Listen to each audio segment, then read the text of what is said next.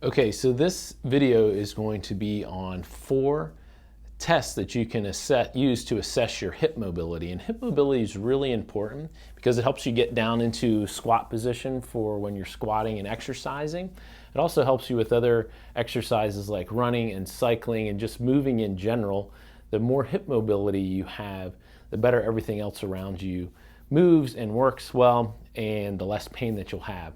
So these are the 4 hip mobility assessments that you can try to see if you have good hip range of motion. So the first one I want to show you is hip internal rotation. So I'm going to kind of get in this position so you can see just a little bit better. You're going to bring your legs up like this, and then you're going to turn your feet out, which turns your hips in, and you should have 20-30 degrees of hip internal rotation. And if you do this and you find that one leg goes out and this one just goes out a little bit like that, this would be the leg you want to work on. So if you're having that trouble with your hip, let us know. We'll help you get that loosened up, and we'll show you how to do it.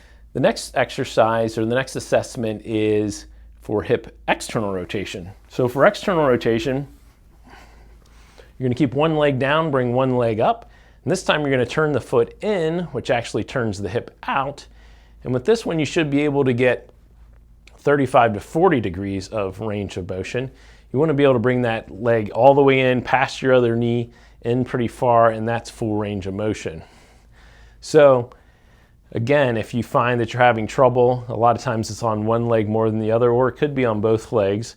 With this motion of hip external rotation, we'd be happy to show you how to get that loosened up. The next one I want to show you is hip flexion, how to test that. So for hip flexion, you want to lie on your back, keep one leg up, and then you should be able to bring your opposite leg, one leg down, you should be able to bring your opposite leg and bring your leg all the way up to your chest, right? You should run into your chest. If you're finding that you get stuck down here, that means you're lacking a little bit of hip flexion. Sometimes you need to guide your leg out to the side a little bit to get that range of motion. So test that, and if you find you get stuck on either leg, let us know. We can definitely help you get that loosened up. The last one is hip extension. So for hip extension, you want to lie on your stomach. You want to make sure that you keep the front of your hip down, and then you want to extend your leg up like this. The way people cheat with this often is to kind of roll. So if to lift your leg, you find you're having to roll, then you're really lacking some hip extension. But this is how you test it. Keep that hip down, try it out. If you're lacking hip extension, we can definitely show you how to improve that motion. So next video series, we'll show you a little bit more about how some exercises actually help improve these different ranges.